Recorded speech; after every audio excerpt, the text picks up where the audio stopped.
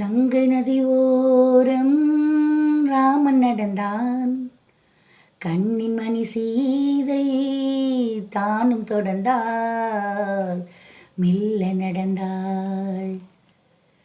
கங்கை நதி ஓரம் ராமன் நடந்தான், கண்ணின் மணி சீதை தானும் தொடர்ந்தாள், மெல்ல நடந்தாள். கல்யாணம் என்னும் தெய்வீக பந்தம் காலங்கள் தோறும் வாழ்கின்ற சொந்தம். கல்யாணம் என்னும் தெய்வீக பந்தம் காலங்கள் தோறும் வாழ்கின்ற சொந்தம். விளையாட்டு பிள்ளை மணல் வீடு அல்ல, விதி என்னும் ஆற்றில் பறிபோவதல்ல.